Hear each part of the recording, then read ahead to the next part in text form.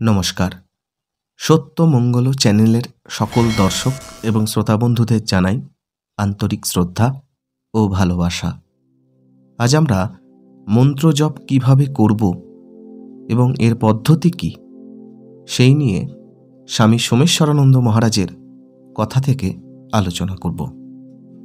স্বামী সোমেশ্বরানন্দ মহারাজ বলছেন, নবীন সাধক হলে সংখ্যা রেখে জপ করুন। প্রথম দিকে মন্ত্র জপ যান্ত্রিকভাবেই হয়, মেকানিক্যালি। পরবর্তী স্তরে মন্ত্রকে মিলিয়ে দিন আপনার শ্বাস প্রশ্বাসের সঙ্গে। মন্ত্রের কিছু অংশ বলুন শ্বাস নেবার সময়, আর বাকি অংশ বলুন শ্বাস ছাড়ার সময়। বড় মন্ত্র হলে এটা করাই অসুবিধে, কিন্তু ছোট মন্ত্রে এটা করা যায়। যেমন নমঃ শিবায়। শ্বাস নেবার সময় নম এবং ছাড়ার সময় শিবায়, এভাবে জপ করতে পারেন। কিংবা প্রথমে ওং ওং রিং ও পরে হনুমতে নমঃ, এভাবে বাতাস নিন ও ছাড়ুন শ্বাস প্রশ্বাসে। এটা অভ্যাস হয়ে গেলে পরবর্তী স্তরে যান। ওং নমঃ শিবায় জপ করতে থাকুন ও এই সঙ্গে কল্পনায় বা মানস নেত্রে শিবকে দেখার চেষ্টা করুন, দেখে যান। এর পরের অভ্যাসে নিয়ে আসুন মন্ত্রের অর্থ ভাবনাকে। শিব বললে কেমন ভাব ভেসে ওঠে আপনার মনে? শান্ত ভাব। এই ভাবটি নিয়ে আসুন মনে। নমঃ শিবায়। মন্ত্র জপ করার সময় আপনার মনে এই শান্ত ভাব আনার চেষ্টা করুন। অন্য কোনো মন্ত্র জপ করলে সেই মন্ত্রের অর্থ ভাবনা করার চেষ্টা করতে হবে। দেবী বা শক্তি মন্ত্র হলে মাতৃভাবনা নিয়ে আসুন আপনার মনে। মায়ের মমতা ভাব কিংবা জগজ্জননীর বিশাল মাতৃভাব। কিংবা শুধু ওম জপ করতে পারেন। ওম। শ্বাস নেবার সময় ও এবং শ্বাস ছাড়ার সময়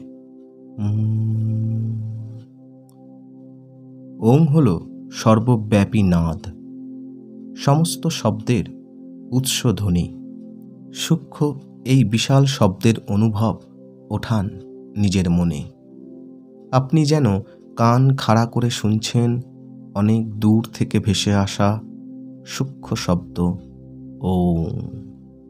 আরেক উপায় আছে, জপ করে যান ও ও ও।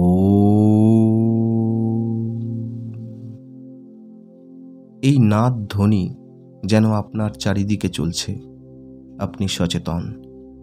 কেন্দ্রের মধ্যে বসে শুনছেন সব দিক থেকে ওঠা ওং ধ্বনি। আরেক পদ্ধতি আছে মন্ত্র জপের, সেটা উচ্চস্তরের সাধনা। প্রথমে আস্তে আস্তে আওয়াজ করে জপ চলবে। মন্ত্রকে আপনি শুনতে পাচ্ছেন, কিন্তু আর কেউ শুনতে পাচ্ছে না।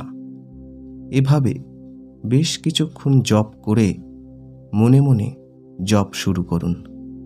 চালিয়ে যান এভাবে। বহুদিন অভ্যাস করলে দেখবেন যে মন্ত্র জপ যেন নিজে নিজেই চলছে। আপনি চেষ্টা করে জপ করছেন না। এভাবে করে গেলে পরে অজপা জপ শুরু হবে নিজে নিজেই। আপনি স্থির হয়ে বসে আছেন আর জপ নিজে নিজেই চলছে। এই বিভিন্ন পদ্ধতি থেকে একটা পদ্ধতি বেছে নিন যেটা আপনি সহজে করতে পারেন। তবে মনে রাখবেন, ঈশ্বরের প্রতি ভালোবাসা নিয়ে জপ করবেন, না হলে জপ হয়ে উঠবে যান্ত্রিক। অর্থাৎ আপনি জপ করে যাচ্ছেন আর মন এদিক ওদিক যাচ্ছে। ঈশ্বরের প্রতি ভালোবাসা রেখে জপ করতে হয়। জপের মাধ্যমে আপনি ঈশ্বরকে ডাকছেন প্রেম ভরে। মা যেমন তার শিশু সন্তানকে ডাকেন, প্রেমিক ডাকে প্রেমিকাকে, তেমনি আপনিও ডাকছেন ঈশ্বরকে গভীর ভালোবাসা নিয়ে। এই ভালোবাসা থাকলেই জপ সফল হবে। আজকের ভিডিও এইটুকুই।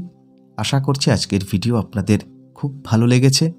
আর সত্যিই যদি ভালো লেগে থাকে তাহলে প্রতিদিনের মতো ভিডিওটিতে একটি লাইক, শেয়ার, কমেন্ট ও চ্যানেলে যারা নতুন এসেছেন তারা চ্যানেলটিকে সাবস্ক্রাইব করে সত্যমঙ্গল চ্যানেলের পাশে থাকবেন।